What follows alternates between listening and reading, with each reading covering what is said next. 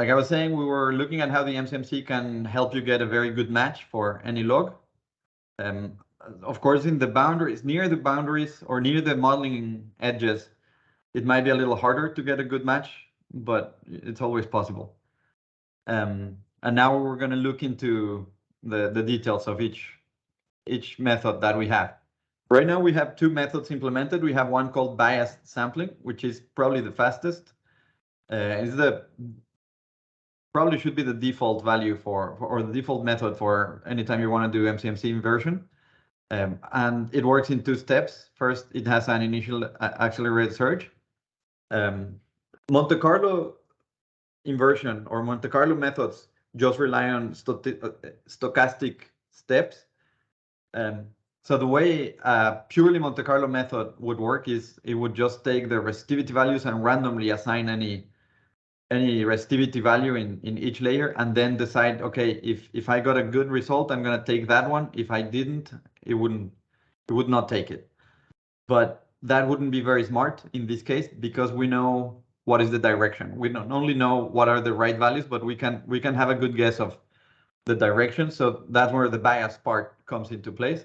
So we just bias it to make the simulated log match the field log, just by looking at what's the difference between the two of them and making the property take a step in that direction. That's when you do the acceleration. Now, the downside of that is that if you try to calculate uncertainties using that data, is going to be biased, right? So that, and because it's biased, it's not going to be very accurate. It's going to be actually pretty much trash regarding uncertainties. But we do want to get uncertainties. So I'm going to run this for 10 iterations, or maybe just 5. We're pretty close. We could do with 3 or no initial. We could do with no initial accelerated search, but let's do it just so you see the transition. And then it's going to go into the out of accelerated search, where it's just going to randomly propose a new value for that property, in this case resistivity, higher or lower, completely random. And there's a certain perturbation that is going to be tell you how far away from the value that it already has. And given that perturbation, is going to be able to calculate uncertainties. So it's just going to, I may get a little too technical. It's okay if you have questions. It's okay if you just understand superficially what I'm saying. But the more you understand, the better. So if you have questions, don't be shy. I know a lot of people are not completely clear, or they may have the same question as you do. So trying to explain as good as I can. What we're doing is we're just generating many possible Earth models, many possible combinations of resistivities, and then we're taking the average of them depending on, we're just taking the average and taking the mean and taking all those statistics to be able to get a standard deviation or a confidence interval. But we just don't just take the average. We take a weighted average where the closer that model is to match the field and the simulated, the higher that the weight for that case. So this case is going to have a lot higher probability than something. If in this case, I mean the resistivity value that gave us the right match is going to have a higher probability than something lower, and that's how we generate the uncertainty. I'm going to run it so we have better visuals. When we're running it, also, I explained what the RMSD was, but I did not explain what the misfit was, and it's probably the most important parameter. It is the most important parameter. The misfit is, you can always click there to see how it is defined, and it's stopped at 5 because it said only accelerated search. So I'm unchecking this only as accelerated search, and I'm going to let it run, and I'm going to open the misfit window so that it goes beyond those 5. So the misfit is defined as 1 over the number of samples minus 1. This term is not that important, so we can ignore it. What is very important is that it's very similar to the RMSD. So it's target minus simulated square and then added. It doesn't have the square root. If you take the square root of this, it would be RMSD. But the most important part is that in the denominator here has the noise. The noise is taken into account, and that noise is going to allow you to be able to compare the different. It's going to compare different probabilities for how far is each of the cases. If you were to write this in matrix form, this would be, it's called error propagation if we were gonna do that, but we're not gonna get into too much detail. What is important is that you're propagating the noise, and by that noise, I mean the intrinsic noise that the tool has.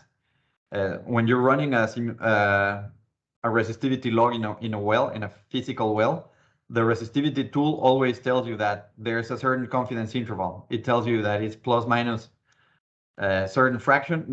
Typically for resistivity tools, they'll tell you it's something like 3% plus 5 millisiemens per meter or something like that. Different tools have different noises, but it's just the uncertainty, or is the intrinsic noise that any type of measurement has. And we know this is true for all types of measurements, not just for well logging. And we're propagating that into uncertainty. Now, because we were already pretty close, the misfit is not getting better, so it's fine if it's just completely flat. The root mean squared deviation is also completely flat, not surprisingly. It's fine. Now here, notice the mean uncertainty, how first it was very low because it was what I was saying was trash. It was just the first 5 are just not doing anything. But then it's going up because it's starting to sample the vicinity of the Earth model. So it's starting to propose different resistivities around here, or for each layer is going to propose something different, and is going to, well, in each iteration is proposing something new, calculating the misfit for that one, and basing that misfit, giving it a probability to have a final, in the final ensemble. In a purely Monte Carlo simulation, this one is biased, so you're gonna need less simulations. But if it was a purely Monte Carlo without any bias inversion, you would need around 10,000 forward simulations, which makes it very expensive from a computational point of view. But in this case, because it's biased, you usually need between 50 and 100. And something else that you can do is you can see how the mean uncertainty is going to go up, and at some point it's going to stop going up. At that point, you probably have enough sampling to get a decent assessment of those properties. Sorry, of the standard deviations. So here, in the plot that I have for resistivity, in the bottom I can plot standard deviation, and you can see how the error bars show. I'm going to add another decade to look. Some of the resistivity values were off chart, so we want to see them. And you can see, well, I'm going to expand this a little, just so you see a little better. Yeah, that's fine. So in this case, you can see it's not surprising that thin layers have high uncertainty. I'm going to stop this because it just keeps going away, and we're pretty much at 100, so I'm stopping that. So the uncertainty is not likely to change. You can see how that looks like. Now the noise that we're using is 0.03, which means 3%. You can do that. You can use absolute noise, and there are certain units you may have in here. It's usually with conductivity in this case, and usually 5 millisiemens. And you can just do recalculate, and you can see how that's going to change. Or you can do fraction plus absolute and also recalculate. And if you have more, if you assume there's more noise, of course, there's going to be, okay, standard deviation. Okay, so there's two ways to see the uncertainty. You can do it with the standard deviation itself, or you can do it with the confidence interval. And in the confidence interval, if you modify the noise and then recalc, you should see. I don't think I saw that changing, but you should be able to see that change. I don't know why it's not. But anyway, the confidence interval is looking okay. So something else important here is notice how the standard deviation. Let me see, 60. Yeah, this is okay. If you can change also the confidence interval. 80% just means that within these bars, 80% of the probability lies. So, so of course, if you make it larger, like the typical 95, they're going to be larger. Notice that some of them are not symmetric, and that's not surprising here in these cases because the sampling was always lower. Gives you pause in assuming this value is right, but it might be okay. And typically, the higher the resistivity, the higher the uncertainty. So you can see the bars in these lower resistivity layers are smaller than in these higher resistivity layers. That's expected. Even in here, you can see from here to here, then here to here. They're different, and that's okay.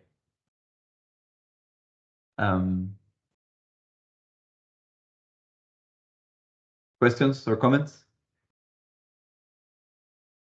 All right. So this is one of the most commonly used examples in uTuples, and it's also, well, it's because it's one of the most common cases where modeling is a must. We have high resistivity thin layers, and they're not even that thin. They're 1 meter, I think. So 20 to 25. So these are 5 foot. So no, in this case, they are like a little over a foot. So they are thin layers, 1 or 2 feet. And they have high resistivity. So this is a case where you must model to get a better assessment. I'm going to change the system, and to do that, I'm going to do a different well, and I'm going to stick with the resistivity. Tomorrow we're going to do inversion for other tools. Let me see this is the schedule. Tomorrow we're going to do in the morning. It's a high resolution. Then at this point we're going to do inversion for other tools. You have that plan, Bruce, by the way, or I have a schedule worked out for it. I'm not sure if I was planning to do much inversion for it, but I would have to look at I was just going to look at my okay, no, it's my okay. exercise. Okay, no, that's okay. That's fine. Then I'm gonna talk a little bit about that today. I didn't want to get over what you were doing, so that's okay. So I'm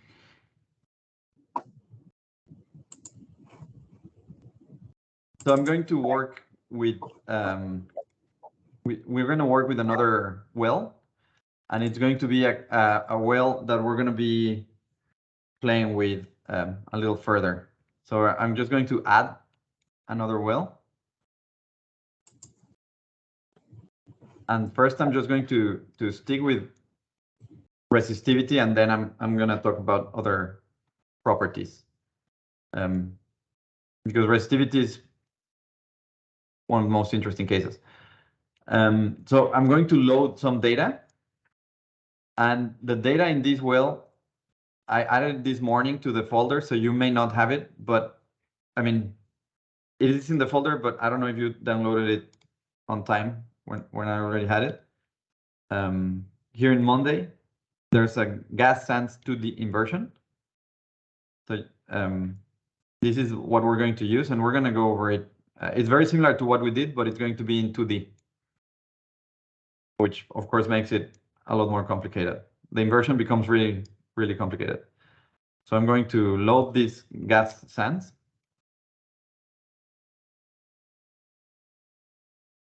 And there's a PDF that, well, just loading. And then there's a PDF that we can follow along. The most important part is just the interval, and then it's going to become easy. So you just need to make sure, if you're following along, we need to make sure that the modeling interval is that one. So I'm just going to right click here. Thing is that it's got a lot of data.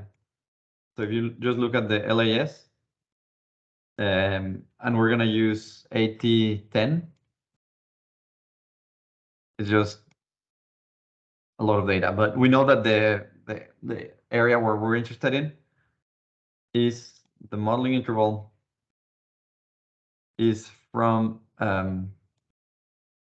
9333 feet to 9365 feet.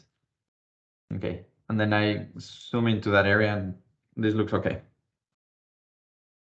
This is 8010, which is fine.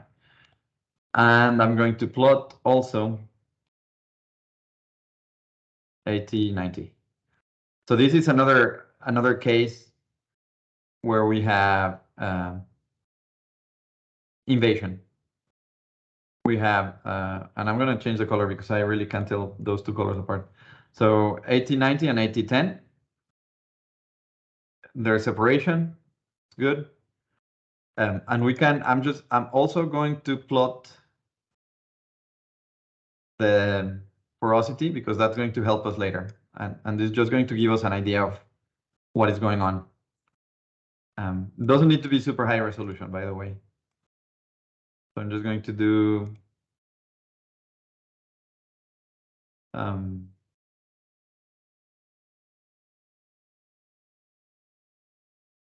neutron porosity. I'm not sure even if we have.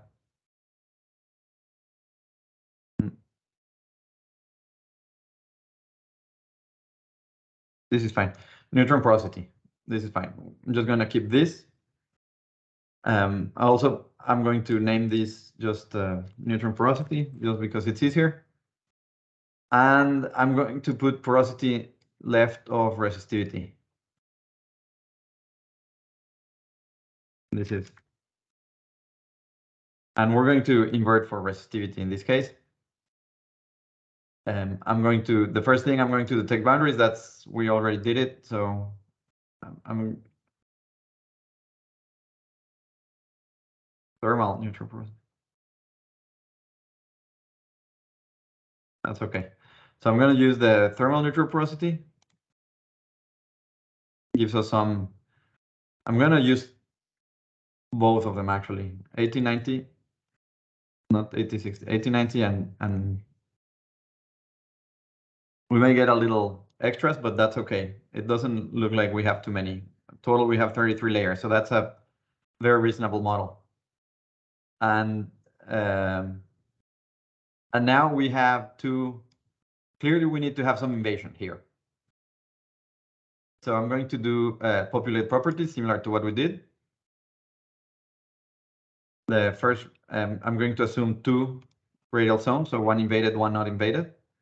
The radius of the borehole, it's assumed to be 0.354 feet, which I think is 8.5 inches. So it's 4 inches, 4.25 inches. And then the radial zone 1, I'm just going to assume it's a first guess, it's going to be 2 feet. And I'm going to, because I'm going to do resistivity, I'm going to use 8090 and 8010 for each zone. And I just populate, and that's okay. I'm just setting it up. Something very similar to what we did, only we have 2 instead of just 1. So I'm going to do Earth model, resistivity, Euler homogeneous. We see this is matching the one that I have in blue. I'm going to make it a little wider, We have both of them. And I'm going to add one to match not the formation, but the invaded zone. And I'm going to do this red, same color. So fine. This is what we have for an initial guess. And we're going to run this using the MCMC, which is going to be the same tool. There's going to be resistivity, AIT, 2D, and now it's not just because it's faster, but because we really need it. I'm going to use the fraction plus absolute, which is usually the case, and 0.03 plus 3, which is the case for resistivity. And we're going to match RT10 to AT10. These are just the mnemonics are a little different, but that's not a problem. RT90 is equivalent to AT90. Now we're matching 2. Even before I run this, I want to see, even before I try to make any optimizations, I want to show you how this kind of brute force approach would look like. So I've run the simulation. Now I want to see the LIS, not the LS, the simulated. AIT RT10 dashed, same color, so that it's clear. So it's clearly off in these cases, or in these areas. Here it's okay, but in these areas it's really off. And we're gonna do RT90, same color, and dashed. So we can see that the shallow is actually pretty close. The shallow might be almost a perfect match, but the deep is not. And this is it's more complicated than it looks like, because whenever we modify, sorry, it's the opposite. The deep, our 80-90 is the deep resistivity is almost a perfect match, but not the shallow. However, when we try to match the shallow, we're gonna mess. We're going to mess the deep. So for example, if I wanted to match this like we were doing it, just manually, just to get an idea of what's going on, I get a better match, but this is going to get out eventually, especially, well, right now it has the influence of the neighboring layers, but if I try to match it just like that, at some point it's going to mess this one up too. So we can do that here. We can determine which zones we want to match, and we can also play with the radius of invasion, which is the goal of this exercise. We have more than just one. So I'm going to plot also the resistivity, but in this fashion. So we can also, if I select this slide, you can also move the depth of invasion for these cases, and I can undo also, of course. So we've tried multiple things. We know that at the end, the results should look, or the results should look something like that. There's a little more invasion, where you have less porosity. So invasion should follow pretty much the same trend as this. But there's cases where you're going to be able to match it, to have a better match ignoring that. But that can be a problem, because that's not physical. That's just numerical. And that's the problem with these 2D inversions. They are degenerate. We could try to invert for this.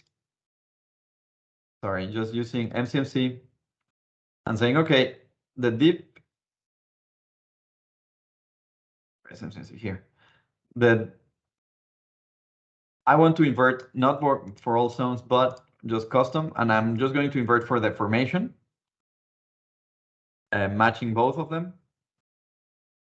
And but the only property that is being modified is the, oh, actually the opposite. I need to do custom, but it needs to be the invaded zone. I'm just going to modify the invaded zone without modifying the deep zone, because the deep zone for the most part looks okay.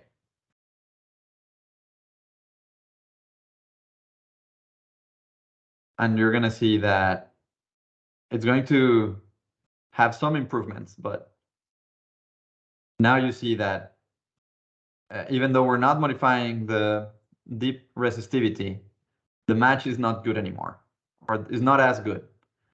And of course, we care a little more about matching the lower resistivities better, because, well, that's where that's where the resistivity, sorry, the water saturation is more important.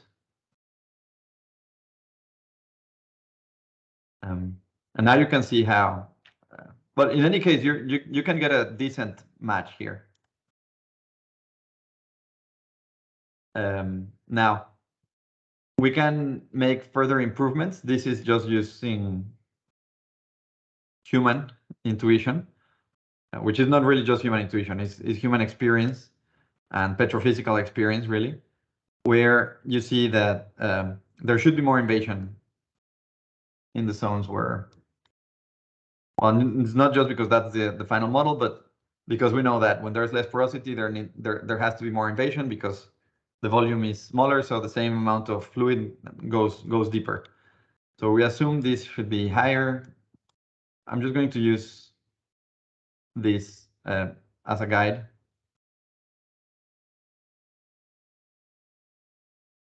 So I'm okay. This is okay.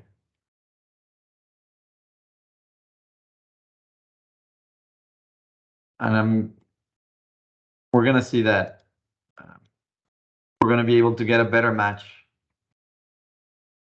but not just for the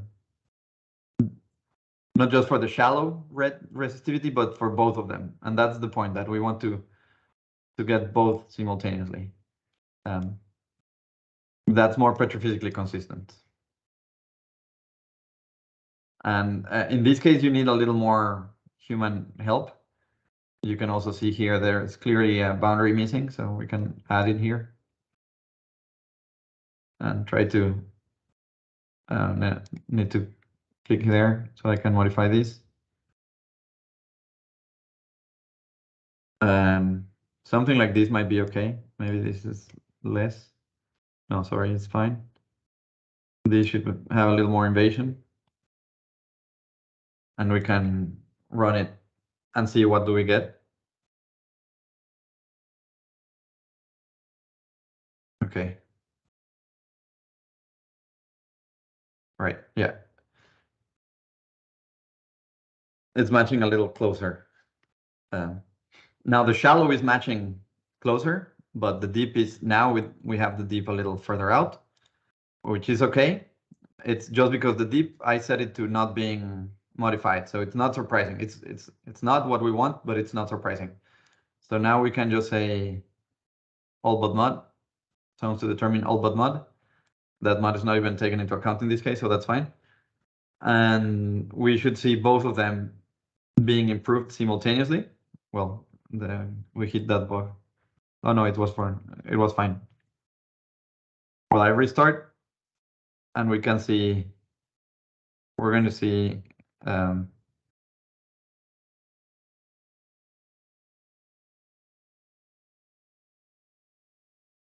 misfit is assuming 0, which is wrong for sure.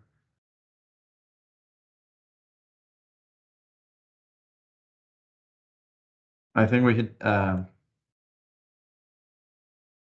area where with a not a number. So I'm just going to populate again to get out of there. But I'm not going to to set the radius, because if I do that, I mess up the radius. So just populate here and then run. And that should be able to give us a better result. Yeah. Yeah, now it's going down. Oh, by the way, here you can always know the actual values by clicking on any of these points. RMSD is more general because it's always as a percent. So we're getting pretty close match. And you can see all the values are getting closer, and you can see the mean uncertainties is going down. That's fine. We should be able to get a better match over here. This might be a little too thick. It might require a little extra layer.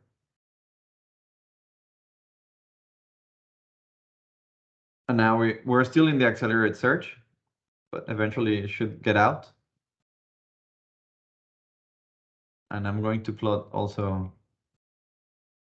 the uncertainties, or standard deviations, just so we get an idea of what they look like.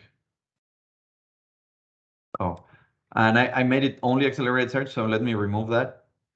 I think I'm just going to do 5 steps here. And let's run it for a little longer.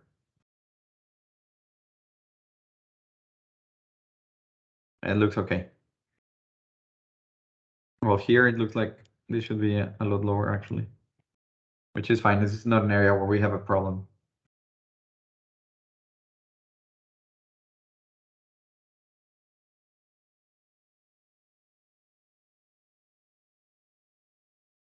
Okay, now it's making a little more sense.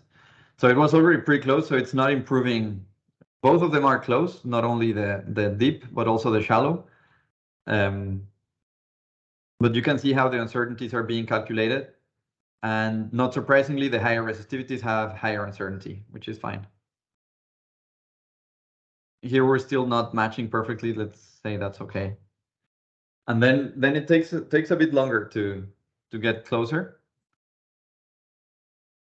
I'm going to stop it because there's something else I want to show you.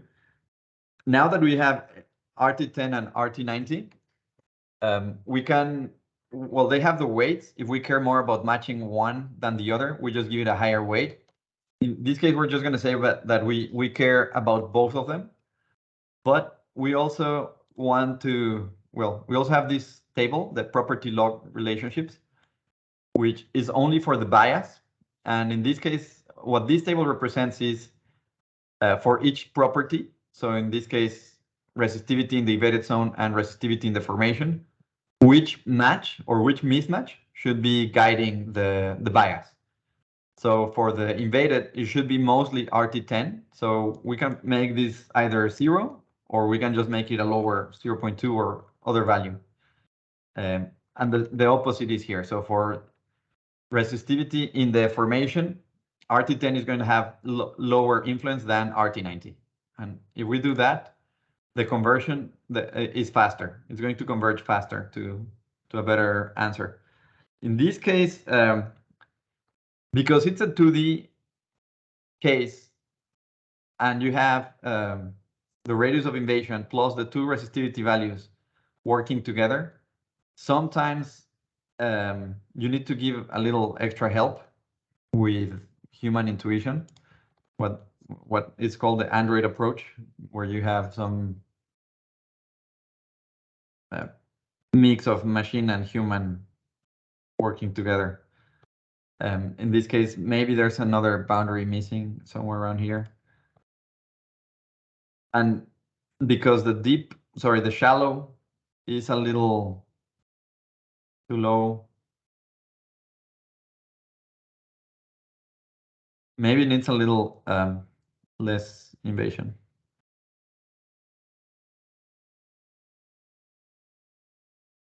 Right. No, it needs a little more invasion. So you can help it like that. It's difficult to know the exact values, but you should see that first, because I modified the table, you can already see that it's converging faster. In the previous one was not even improving. Now the misfit is getting better. Same thing with the RMSD. And also, I know that getting the combination of these two is complicated, but I mean, nobody said this was going to be easy in one. And then number two, we already have, in the newer version, we already have a way of doing that automatically. So the radius of invasion should be inverted for automatically in newer versions, which of course makes it a lot simpler. Now it's not so straightforward. In the newer version, you're going to have to work with priors and so on. That version is still in testing mode, so it's not the one we're using here. We prefer to have one that is stable. And but if you're interested in that version, you can always ask for it, and we can send it to you. There's going to be some things that are not working. That's why it's a test, but this is working pretty well. So now we can see better match in both cases, and you can see that the property is actually in this area where you have a pretty good match of everything. You can see that the deep resistivity is actually lower than we thought. And because it's among the lower resistivities where the resolution should be higher, it's actually pretty relevant. And you have lower uncertainty than here. So this is more credible. And something similar happens here. Not exactly, but similar. And this is also a real case inspired model where UTEP was used to get better assessments. It was published in a couple of papers, so it's open data. I don't know if there's any other questions regarding MCMC, comments. We're reaching the end of the session for today. Just like I use the prop log relationship to match deep and shallow resistivities to have the bias, people that are more experienced with resistivity know that when you have an isotropy, the perpendicular resistivity has more influence into the A amplitude-based resistivities, and the opposite is true for perpendicular. So you can also use that there. We have some sponsors that have been doing that and makes the conversion a lot faster, which when you're using it in multiple wells, that really makes a big difference. That's it. I don't know if there's any more questions. Bruce, did I miss anything? No, it sounds good. Sounds good. Hey, Joaquin, quick question. So why did you use the fraction plus absolute? Why not just go with like fraction or something? It's just because in my experience with resistivity tools, most of them, the noise that they give you, when you ask the service company what is the noise, the uncertainty that they have for that tool, they usually give you like 3% plus minus 5 millisiemens per meter. So this is something you need to know from service company, and it's not too hard to get. For resistivity is usually fraction plus absolute.